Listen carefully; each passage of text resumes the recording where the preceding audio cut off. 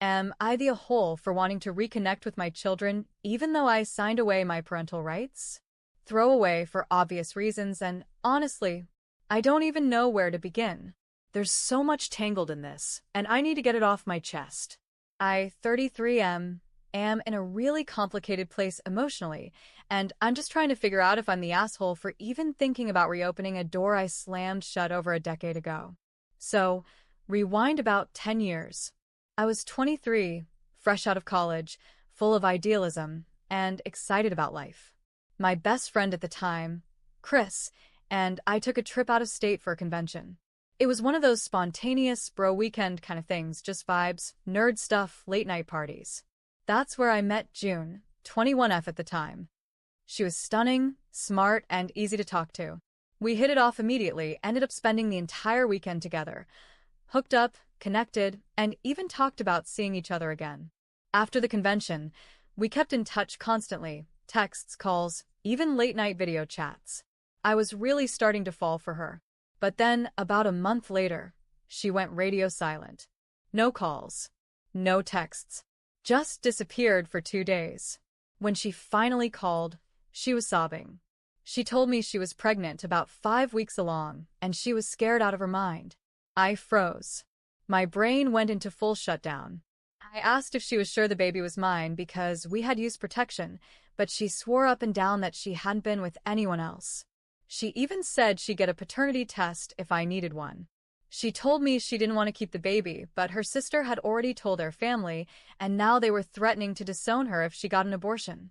She was still in college and financially dependent on them, so she felt cornered. I panicked.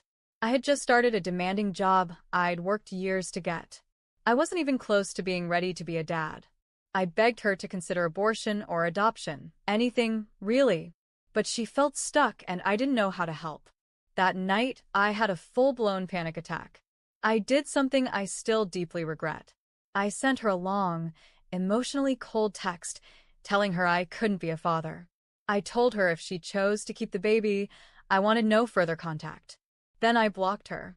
I was terrified, immature, and deeply ashamed of how I handled it.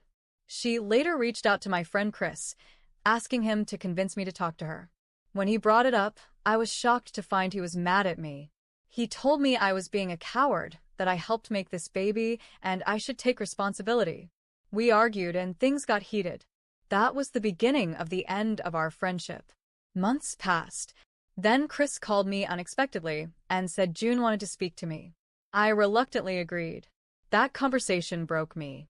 She told me she was having twins. She explained that the pregnancy was high risk, but the babies were healthy. She said the hardest part wasn't even the physical toll, it was the emotional weight of me walking away. She was scared, alone, and clinging to what little support she had from her mom and sister. Her dad and extended family wanted nothing to do with her because she was having children out of wedlock. I felt awful. I really truly did. She wasn't just the girl from the convention anymore. She had become a person I admired, even mourned in a way. She asked if I'd reconsider being in their lives. I couldn't say yes. I didn't feel ready. I was still selfish, still scared. She cried and the call ended. A week later, I got an email from Chris. It was a forwarded letter from June. She said she decided to move forward with legally terminating my parental rights. She said if I refused, she'd take me to court for child support. She also wanted a paternity test conducted at birth to clear any doubts. Her reasoning? If I wasn't going to be part of their lives, she didn't want me hovering in the background and confusing her kids later. She wanted a clean break. After thinking it over, I agreed. I unblocked her and said I'd go through with it. We each hired lawyers. When the twins were born, paternity tests confirmed I was the father, twice. The court process dragged a bit, but it went through. The final time I spoke to June, she thanked me for cooperating and told me she never wanted to hear from me again. I agreed and let go. And I did let go. I moved on. I told myself it was for the best. I focused on my career, got into a few relationships, made peace with the decision. I never heard from June again, not even once.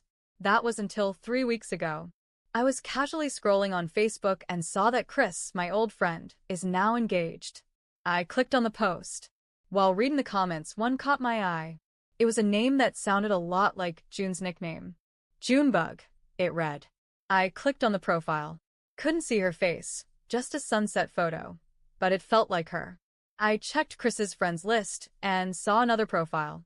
This one had a clear picture of June with a man I'd never seen before. His name was Rick.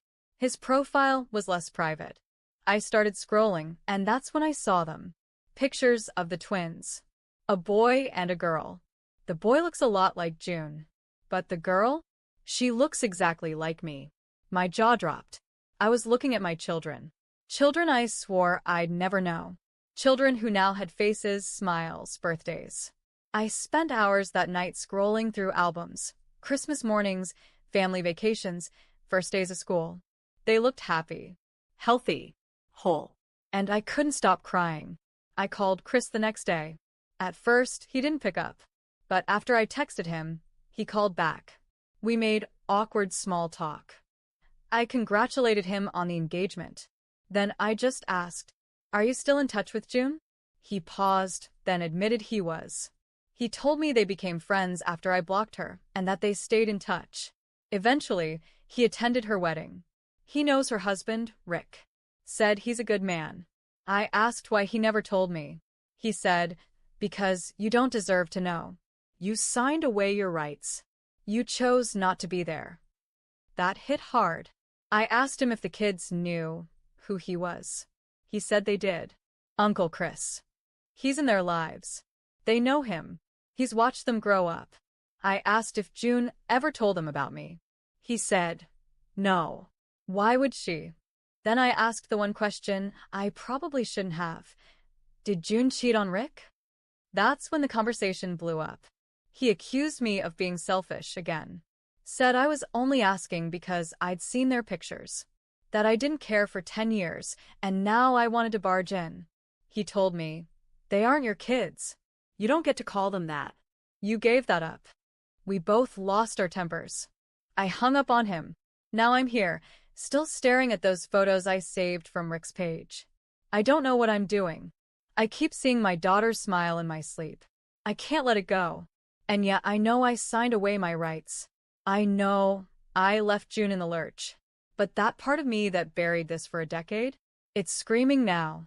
I've talked to my lawyer. He said the agreement we signed is thorough and ironclad. He said my only realistic option is to reach out to June and ask her to voluntarily reopen the door. But he also warned me, it'll probably just cause pain for everyone involved.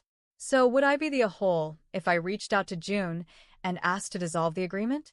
Or would it be better to stay gone and let sleeping dogs lie?